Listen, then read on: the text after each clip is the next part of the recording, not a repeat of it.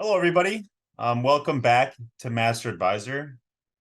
I'm your host, Dan McCarthy. Today is December 14th, 2023. This is MasterAdvisor episode number 81. But today is our very last episode of the year, and we're really excited to get started. We're going to be talking about physical and mental well-being today, being kind to yourself ahead of the holidays and then post-holidays, and balancing your work and your health ahead of the New Year's resolutions, which I know we're all thinking about right now. We're really excited to get started. I have some quick announcements I do want to make first. First is just a quick reminder to switch into speaker view to get the best viewing experience today. And then the chat on the bottom right is going to be open, and we're going to do our best to grab questions and comments as we go along today. So please don't be shy. Anything you want to ask or ask our guests, you can go ahead and throw it in there, and I'll do my best to incorporate it through the next 45 minutes or so. Second, we do want to drop the link to subscribe to our YouTube page in the chat. Again, that's the home to all of our video content, including all of these master advisors. Subscribing to that page helps us keep growing this community. So if you're headed over there, drop us a subscription or a like on the video. And again, that really does help us a whole lot.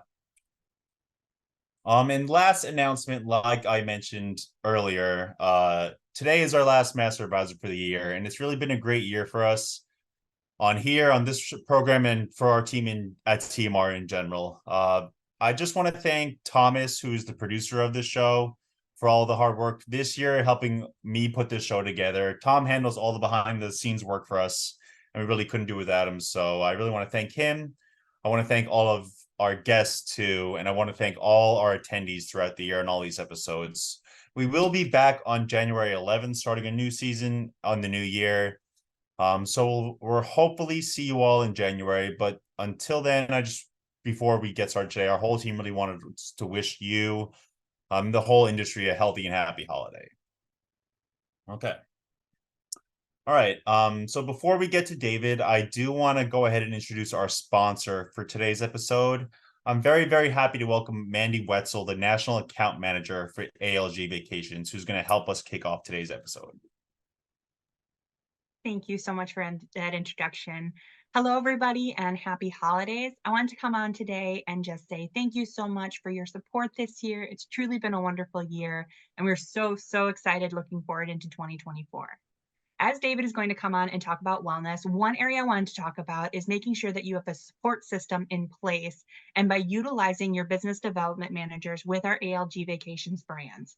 We have over 32 staff members that are dedicated to our travel agency community throughout the entire United States, located within territories and that are traveling among their states and territories in order to be there to support you.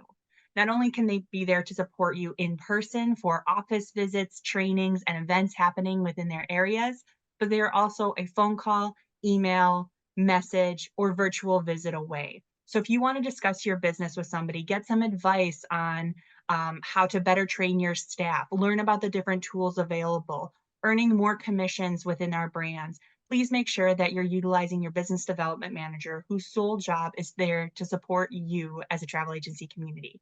If you don't know who your business development manager is, we do have the ability to search that within our booking engine. You can go to www.algvacations.com/BDM, and you'll be able to enter your zip code to find out which BDM belongs to you.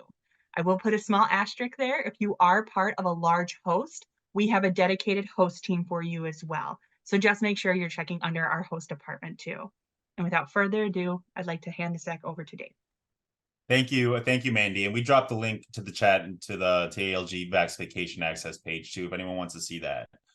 All right, so let's go ahead and get started. I'm really, really happy and excited to have David Pritchard, the Director of Health and Wellbeing at ALG Vacations, here to help us wrap up the year, to talk to us a little bit about health and well-being and being kind to yourself as a travel advisor. I know that was a theme for ALG Vacations throughout this year, and I'm sure it'll be front of mind in the future too. But first, I want to say thank you, David, for joining us today, and we're really excited to have you.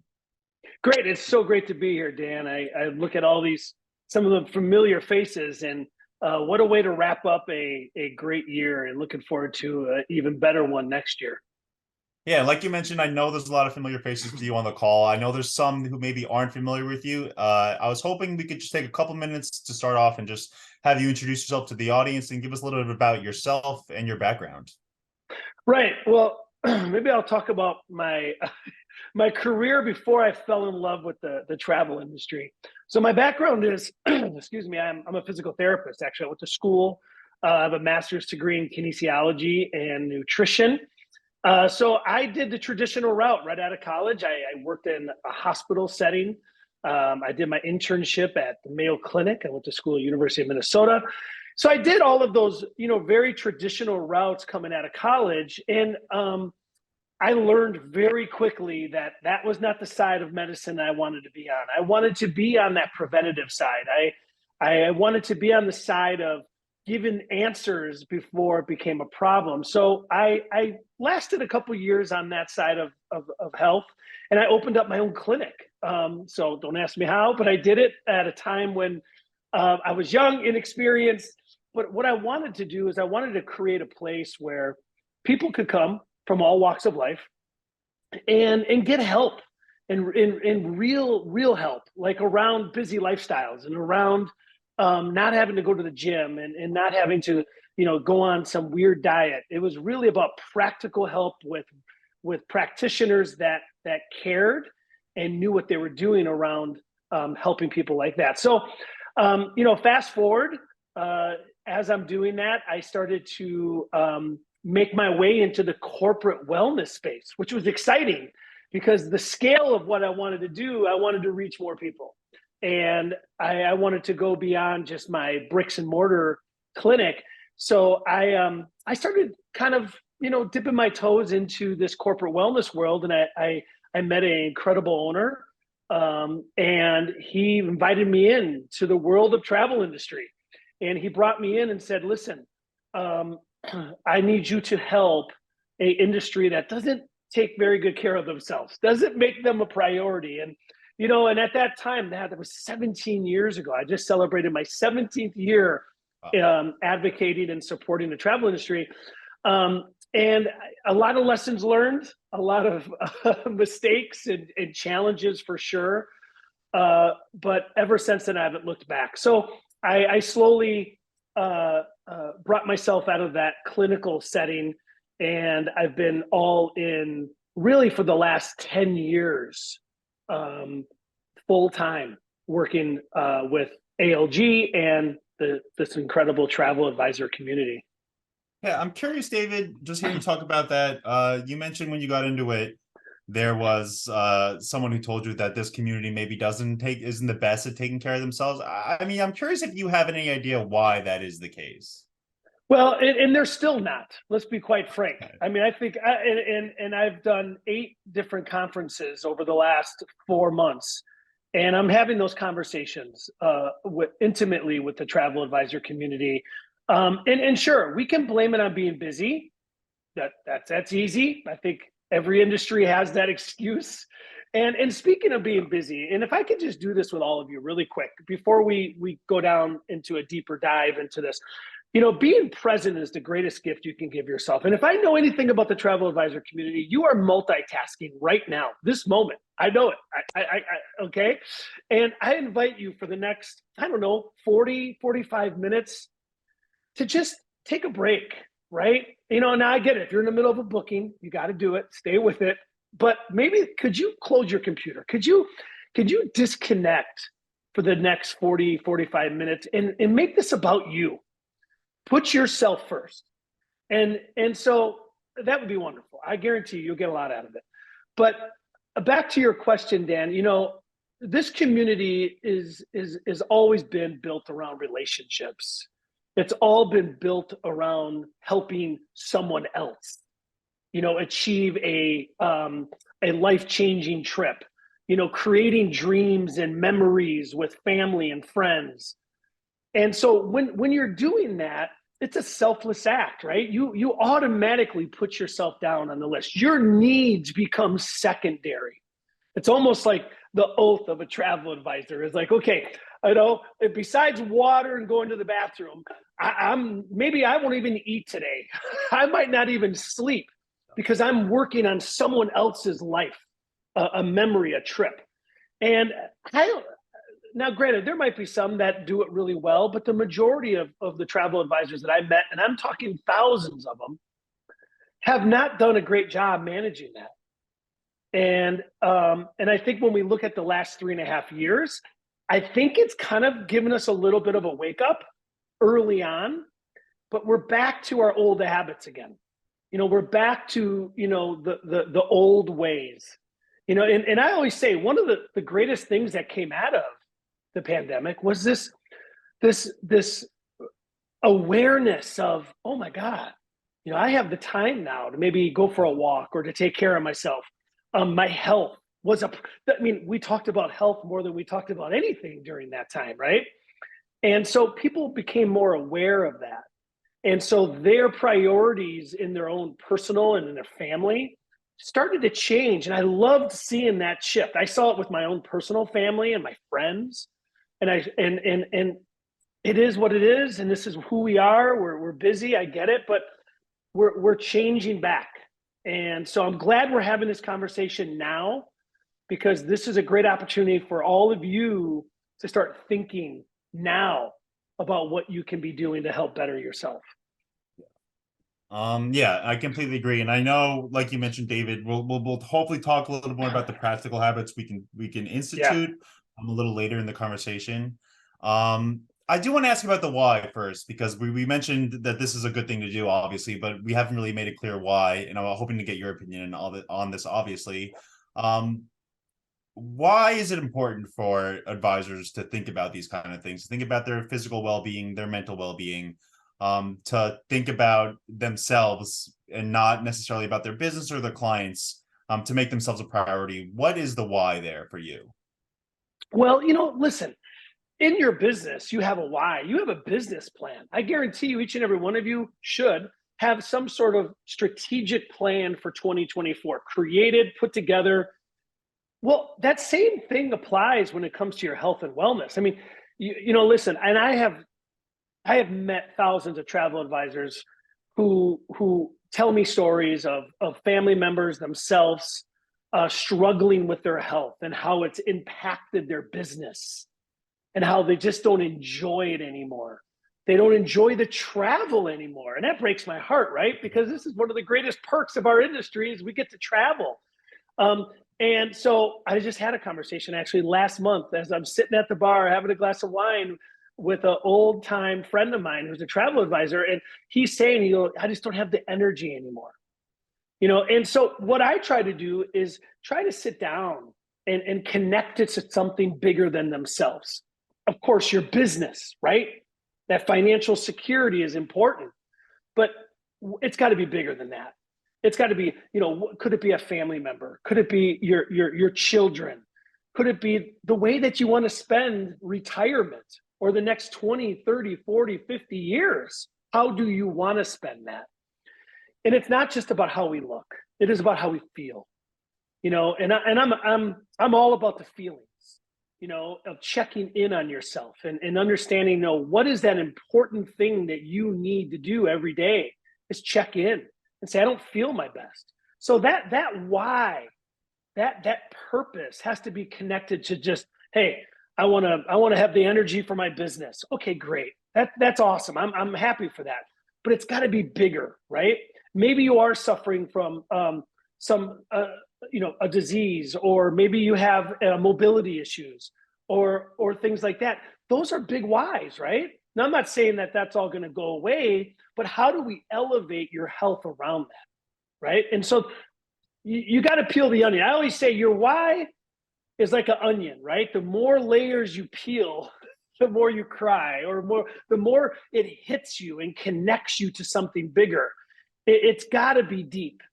For me personally, and I'm a sharer, Dan, I'm the youngest of 9 children, and my greatest role model has been my mother, my late mother, who died of heart disease. And heart disease in my family is a big deal. It's part of our genetic makeup.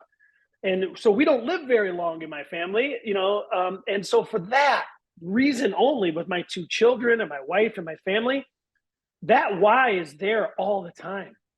You know, that doing what I do for a living is important, but more importantly, staying healthy and longevity is one of the biggest reasons why.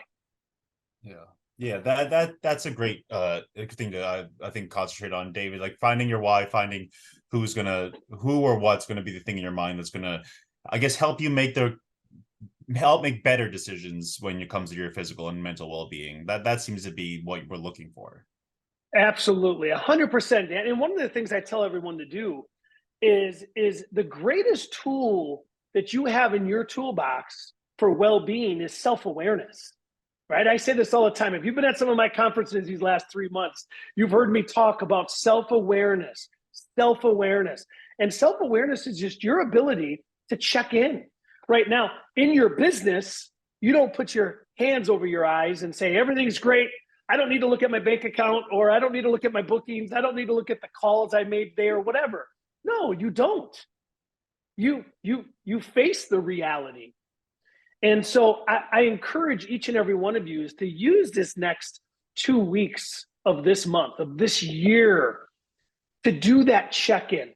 And maybe it won't be as, positive as you want it to be. Maybe it's going to be a rough one, but that's okay. That's what you need to do. Raising your hand and asking for help is your strongest tool. Vulnerability is one of your strongest tools. Reaching out and asking for help. Now, Mandy said it at the top, right? You have an incredible team at ALGV is always there to help you. Don't think you're alone here. And just like what, these programs are about. I mean, we're going outside the lines because we want to make sure that you have the support in your business, but also in your health, your wellness, your mental well-being. So self-awareness, that ability to check in and say, I had a check-in with somebody not that long ago, and I said, "How are you?" And he goes, "I'm tired." I said, "Well, tell me more about that." He goes, "Well, I wake up tired, I go to bed tired, and I live tired in between." And I said, "Well, that's not good. How long has that been?" He's like, "Oh, for the last year." And that for the last year. Now, I don't know about you, but if I had 4 days like that, I worry. I'm like, okay, what's going on? Am I not getting enough sleep? Am I not eating well? Is there something going on? I need to reach out and talk to my doctor. Listen, team, you can't ignore the signs your body is telling you. Pay attention. Pay attention. Be your advocate, right? Be your advocate for your health and your well-being. Have a great conversation with your doctor. Reach out. Nowadays, everything's teledoc. So I have a great doctor that if I can't get a hold of him, I can get a hold of his PA or his nurse. There's so many ways now that you can reach out. There's mental health well-being hotlines. You're not alone. Yeah. So I want to ask a question off of that, David. When you mentioned checking in and you comparing it to your business, and one thing I find that advisors who are tracking their business correctly can open Excel, they can see how healthy their business is by looking at the numbers in the bottom line. Are there any things like when you're checking in on yourself, what kind of things are there to be looked at or measured? Like it seems like a more difficult thing to do than to check in on your business. Yeah, and what I would do is I would categorize it, right? I would look at my physical, my emotional, my mental, my health, and all of those things matter, right? So what I would do is I would take inventories. I'm really big on those Excel sheets. I am. So for me, it's like, okay, how am I feeling, right? So I would check in first on my mental health, right? Is there some stress there? There's good stress of my business, my work. I'm working on a big booking. I'm really busy right now, and it makes me feel good. That's a good stress, right? But it's that bad stress. It's that chronic stress that's there every single day. It's the worry that we take a little pebble and we make it into a big boulder, right? That's where you need to make sure you're stepping in and say, no, all right, we can't let this go. So I want to have that inventory. I want to have that sit down with myself or maybe a loved one or someone I live with or a friend or a coworker that I can check in and say, hey, let's talk. Physical health, right? I would look at my sleep. That's a big one. I mean, I would say, am I getting enough sleep every single night? And the connection between sleep, physical, and mental health will blow your mind. I talk about sleep more now than I've ever had in my whole life. And people look at me because they want to hear about a diet, right? They want to hear about a quick fix to go to the nutrition store and buy a pill. And when I'm talking to them and I say, well, tell me a little bit about your rest. Tell me about how you're recovering. Are you getting 7.5 to 8 hours of sleep a night? We know more now than ever when it comes to your mental health, your physical health, your emotional health, that sleep is one of the number one things that can help elevate your well-being, your immune system, right? Your hormonal health, inflammation. So those pieces are really important to make sure that you're checking in on A, your mental well-being, 2, your rest and recovery and your sleep, right? The other big thing here, team, is if we're coming on top of the year, right? This is a great opportunity. What tests do you need this year? Your annual checkups, right? Those check-ins on your business that you do probably every day. But what about the check-ins that you need, right? Those colonoscopies, those, the mammograms, things like that you, depending on your age, that you need to be doing, right? Not everyone needs them if you're younger here. But as you get older, those tests need to be part of your calendar. Get those on and schedule those. You're busy. So the more proactive you can be on scheduling those future tests, so they're in your calendar and you have nothing to worry about. All right. So I think that's one good practical tip, David, right there, is get those tests and get those things required scheduled, because I know how difficult it is to schedule doctor's appointments now. I think everyone had that experience the last couple of years. You mentioned sleep. I wanted to ask you why, and I think the answer is fairly obvious, but why is sleep becoming more and more of an issue or more of a concern for clients or patients speaking to you, David? And do you have any tips built around improving sleep? Well, number one, again, in the last 10 years, we have shifted quite a bit. I mean, I built my practice on getting people to eat healthy and getting people to move more. That was my core values. Those are my 2 pillars of what I believed in. And I didn't waver much. If you came into my practice, I would first want to just know, what are you eating? Let's get you eating healthy. And then I'd say, okay, tell me about your exercise plan and let's get you working out. Now, I was successful. It worked. But here's what happened.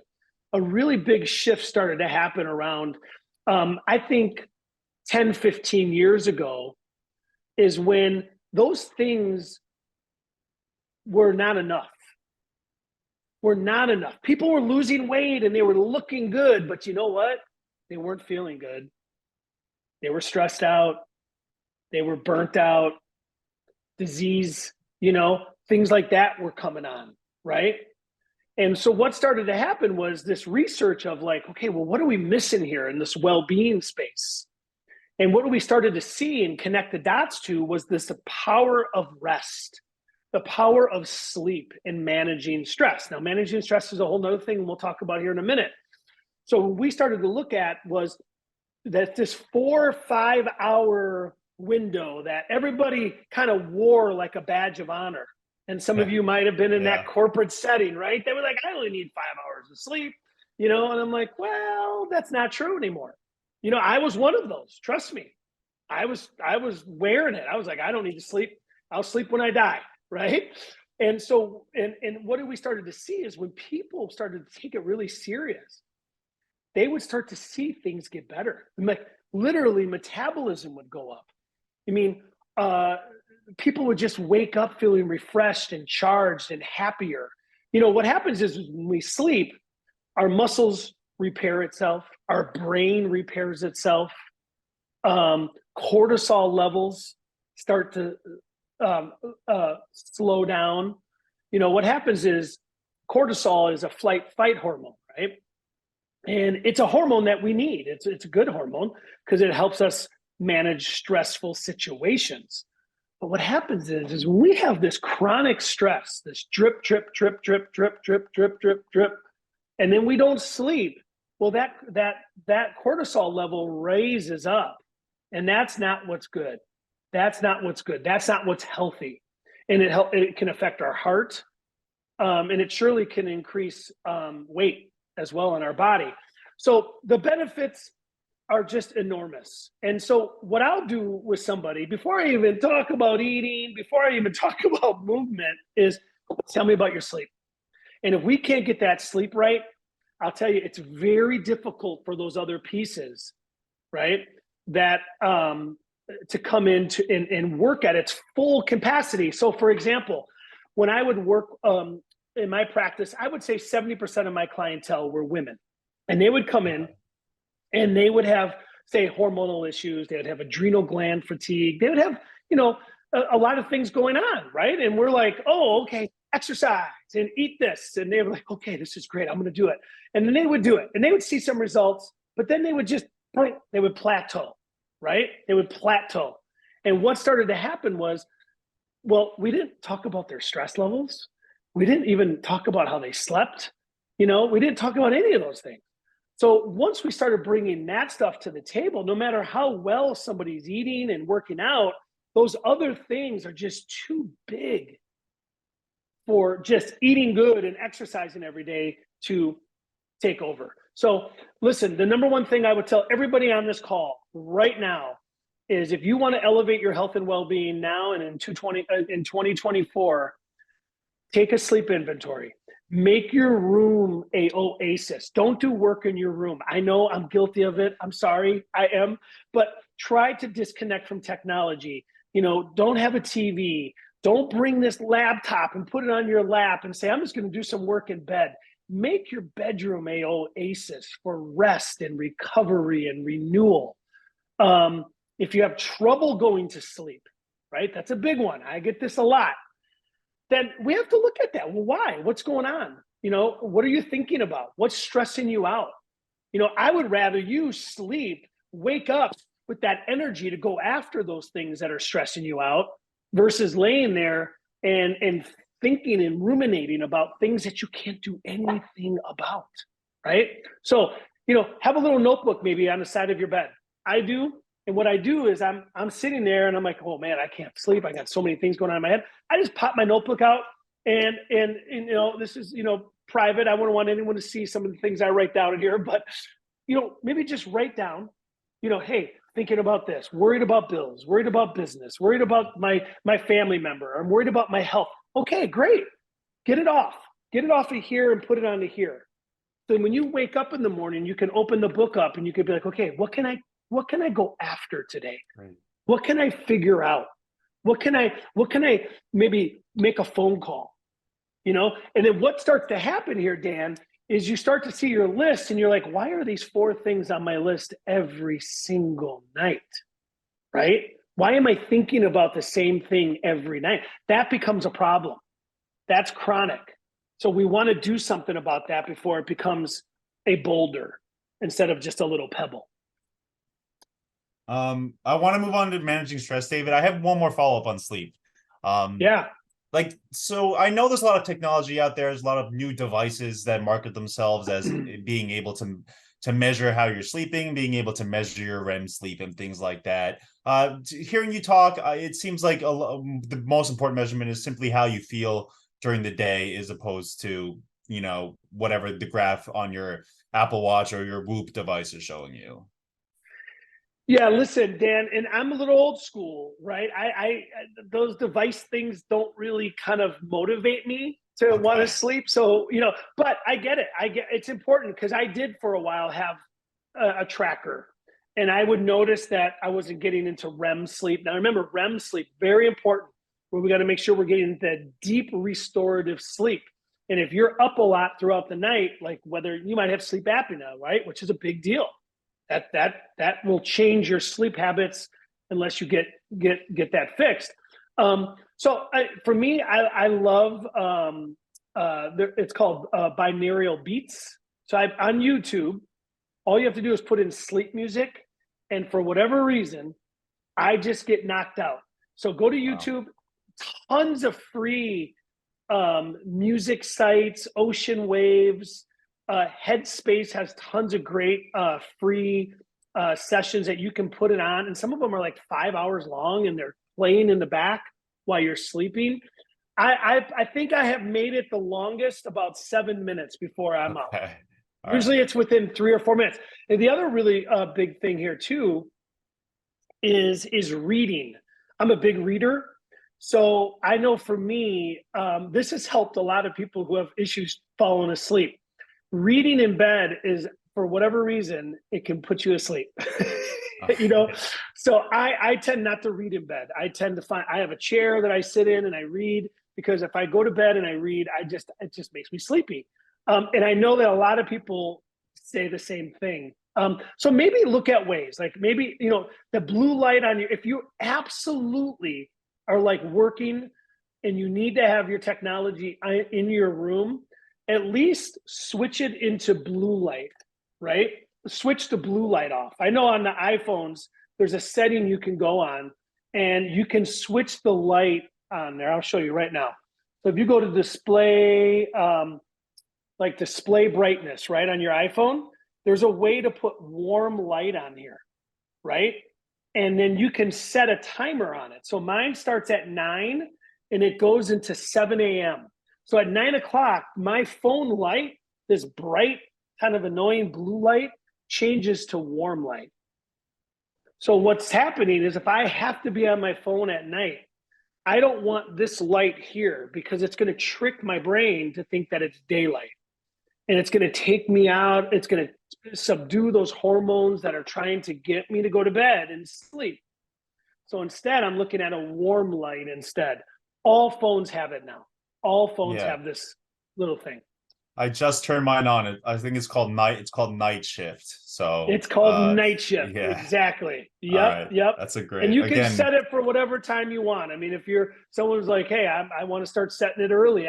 Sometimes it's a nice way to go into the night to kind of trick yourself to get from work mode to family mode or personal mode. Yeah. And sometimes not looking at this annoying light all day and then changing the color is a big deal. All right. All right, so let's move on to managing stress and maybe a little bit of managing time, because I think this goes hand in hand with a question we had in the chat. And yes, Lillian, it's called night shift on the iPhone at least. I'm sure the Android and the other phones have something similar as well. So David, we have a question, and I think it's a good way to kick off this part is to this from Patricia. She says, our business consists of myself and the husband. We work 7 days a week, 8 to 10 hours, Monday through Friday, answering emails and need immediate attention on weekends.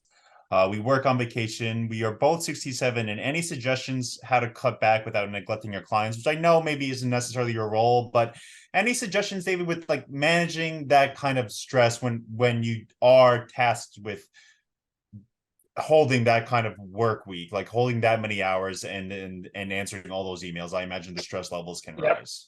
Yeah. Hey, listen, Patricia, this is one that everyone had asked me at some point in time. I mean, it is what it is, right? This is your life. I mean, you are an owner of your business. You're always on. And here's what I would tell you. Here's what we're learning.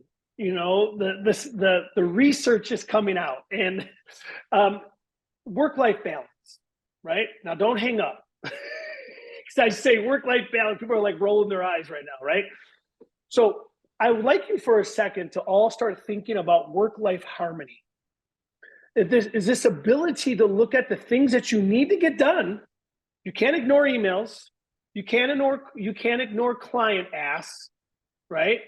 I'm talking about non-emergency things right now, okay? Where can you start to think differently in your schedule on how you put the energy into those things? Now, why do we need to spread it out throughout a whole day? Right? Why do we have a tendency to just let it bleed into our life? Right? The dinner table, my workout, my time at home. You know, is there a dedicated time that you could put the energy into emails, client calls, right? Research, finances, instead of it all kind of falling on each other's head, right? And then we're 60% here, we're 30 here, we're 40 here. Guys, no one, I don't care if you can raise your hand right now and say, I've been great at multitasking my whole life. No, you're not. Inside, your brain hates it. It creates cortisol. It creates active stress hormones, right? And deep inside, if I were to really talk with you, you would tell me that you don't enjoy it. You admit it, I promise. You probably built your entire business on doing that. So you're probably saying, hey, what does this guy know? Well, here's what I know. It's not sustainable. And it's not joyful. It's not happy. We don't feel good when we're in 5 different places at once. So here's what I would tell you. Put the energy into the things that matter when they matter. Now, for a great example is my 13-year-old daughter, who I absolutely love and adore. She's got this unique ability to interrupt me all the time. When I'm at home and she comes home from school, and I have figured out this work-life harmony with her, because my work-life balance used to be, I'm in the middle of an email and I'm trying to have a conversation with my daughter, Gabriella. And she's getting 50% of dad. My email's getting 50%. I'm stressed out doing this whole thing, right? She knows I'm not present. I'm doing a lackluster response. So what I have learned, and this is through the pandemic, okay, this has been through the pandemic, my ability to say enough is enough. My standards now, I'm not living that way anymore. You got to get that rock bottom moment, which I did. And I said, okay, here's what I'm doing. Honey, I love you, Gabriella. You're awesome. I'll be with you in 15 minutes. I got to wrap something up right now. And guess what? Turns around, walks away. She doesn't care. But I've given her that ability to say, my dad is busy. He's doing something, right? It might be 2 hours. Who knows, right? But my attention is on what I'm working on. My energy is on the things that are important at that time. Not to say she's not important, but my work is important. She'll get all in dad when I'm ready. So, and again, Alana, but what are the priorities? Well, what are your core values, right? I would say to you, to forget about priorities. Replace priorities with core values. What do you believe in, right? It goes back to Dan's first question at the beginning. What is your why? I want to have a sustainable, strong business, right? That I love, I enjoy, that's profitable, right? Great, love that. Okay, what are the core values around that? Do the things that you do that, you got to check your boxes every day. You got to create your to-do list. You got to follow up. You got to do all those things. Great. Well, I still believe that you can still have your family respect those whys and that purpose that you believe in, that you have. That doesn't mean that my family becomes less of a priority because I'm telling them I'm working right now, right? Now they're fed, they're safe, they're sheltered, they're okay. They need to realize that they're getting a much better version of, this is a great way to say it, they're getting a much better version of me. My work is getting a much better version of me.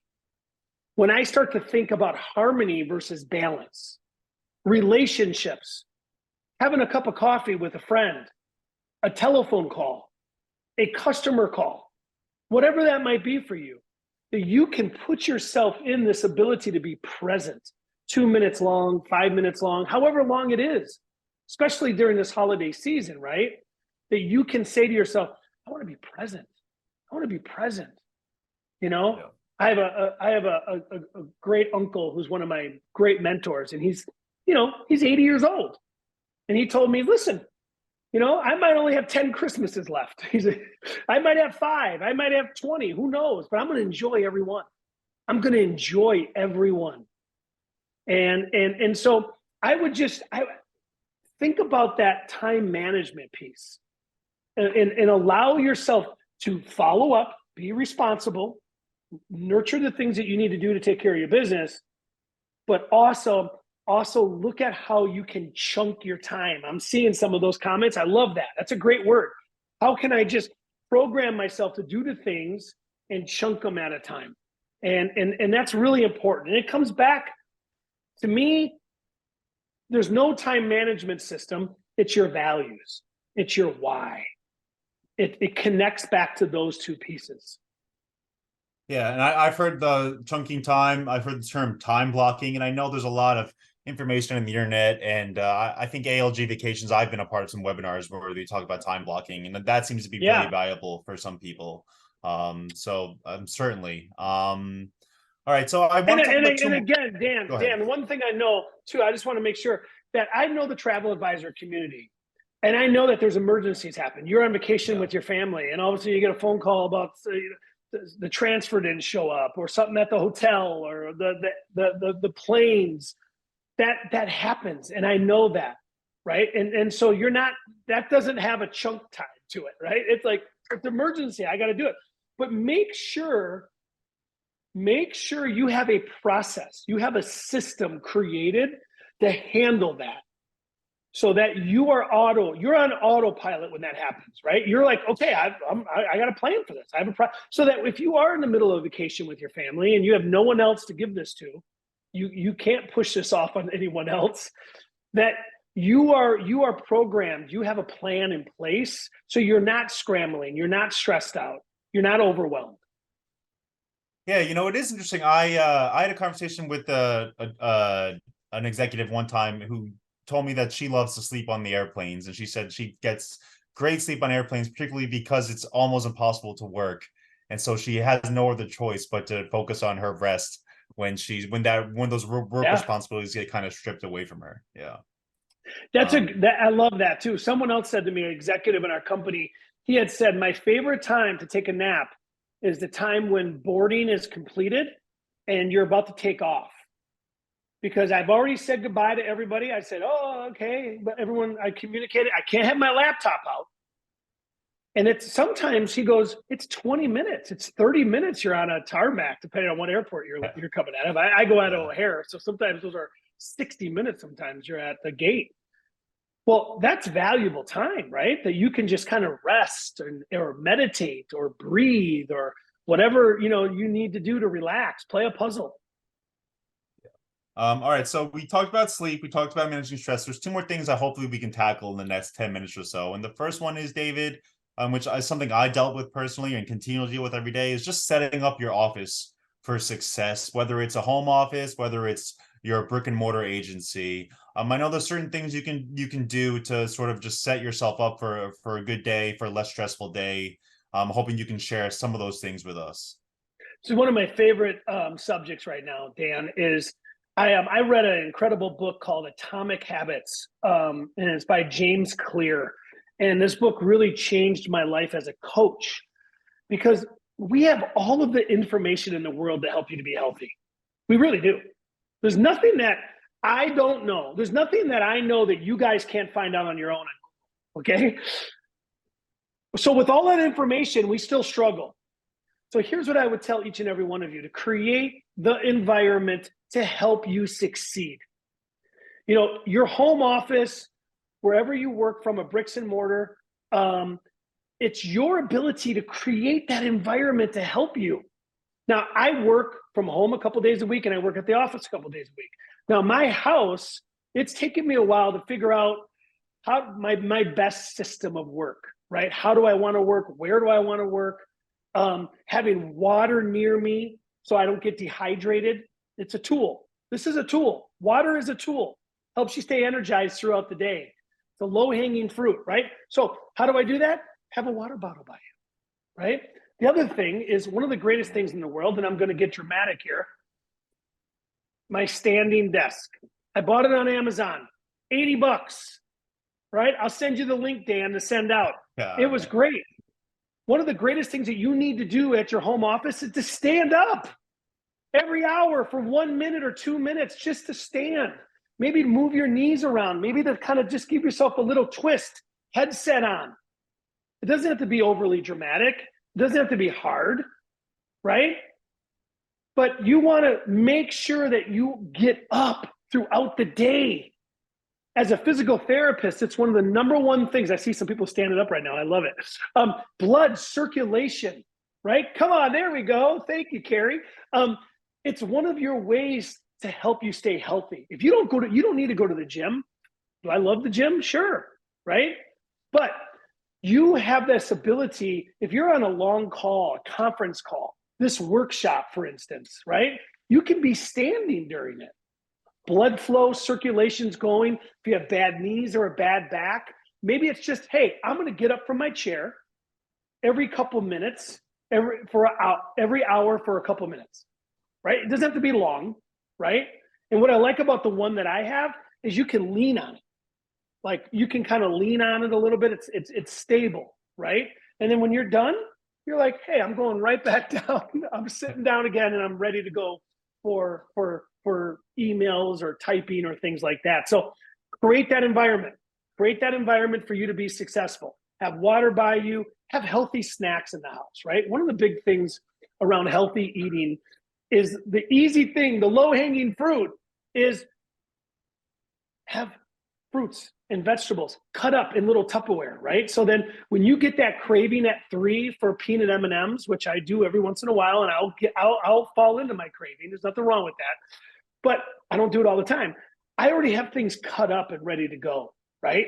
So I can just, 2 minutes between a meeting or work or things I'm doing or busy, I don't have to think about it, right? I created that environment for me, okay? The other thing too about working from home is your calendar. Again, over lunch, can you meet up with a friend, another coworker, a neighbor, and say, hey, from 1 o'clock to 1:30, I'm going to go for a walk, or I'm going to listen to some continuing education in my earphones while I go for a walk. Can you double down on things that you're already doing with a healthy habit? All right. So the last thing, David, and I see so many great comments in the chat already. And if there's a question, hopefully we can answer it maybe at the end here. But the other thing I want to talk about, David, because I know, like you mentioned, one of the perks of this job is the ability to travel. And a lot of people fell in love with this career because it offered the ability to travel regularly, constantly. And I know traveling sometimes gets in the way of those habits, those routines that you've built into your life in order to stay healthy. I was hoping any advice you can give us, when you're traveling, any tips to stay healthy, because I know rest and nutrition do tend to become a bit harder when you're on the road. Yeah, and I'll tell you, Dan, going to Mexico 4 times, Jamaica 2, Dominican Republic, all my favorite destinations, by the way. I love it. It can take a toll on your body, right? First and foremost, you're out of your schedule. You're out of your environment that you've created, right? That you're comfortable with, and you're in a new environment. So let's start with the airport, right? So at every airport, you have a tendency to think you're going for a work trip, but your mind says you're on vacation. So start living, start hitting, maybe have a Bloody Mary or start eating, some bad food. You have to tell yourself, this is where your standards and your why come in. I keep going back to that, and I'm sorry that I'm sounding like a broken record, but when you create standards for your life, for your business, for your personal well-being, it's easy to say no to the things that don't serve that purpose for you. So I'm going to have snacks ready. I'm going to have a bag full of healthy things that I'm going to bring on the plane with me, right? I'm going to drink plenty of water. I'm going to drink coffee, of course. I love coffee. But I'm going to make sure that I don't fall into the trap, right? Unless now I'm on vacation. That's a totally different thing. Then I'm enjoying life. I'm doing the things I'm going to do. That's an 80-20 rule I have. But it really starts at the airport, right? Most of the time, I know most of you that travel, you have that early morning flight at 6, 7 a.m., 8 a.m., and you're at the airport at 5. You didn't get a lot of sleep, right? The night before, because you're up packing, you're up working late. So try to use that plane ride as an opportunity to kind of just get caught up in that sleep. Don't use it as a time to work, right? Try to rest so that when you land, you can be ready to go. Now, I know what happens when you land at an airport, right? You're transferred there, you haven't eaten all morning long, you're tired, you're hungry, thirsty. You get to that resort, what happens is we end up hitting that buffet, right? We start eating immediately. And I tell this to even customers all the time. Pace, pace, pace, pace, right? Don't start, doing shots or drinking wine right away. There's a time and place for that, but pace yourself. Get to that resort. If your room is ready, fantastic. You can get there. Maybe you can even take a nap, but drink water, hydrate, try to get some healthy food in you. If it's conference or fam trips that you're going, you know that the resort wants you to eat and enjoy everything that they have to offer. So you have to balance it. Okay. You really do. You really do. And again, saying no. I used to be horrible at doing that. I feel like I'm offending people. And now I do it all the time. And guess what? Nobody cares. The big thing about saying no is that it allows you to own that time. It allows you to own that experience. I'm still going to go to the conference. I'm still going to go to the nighttime activities. But guess what?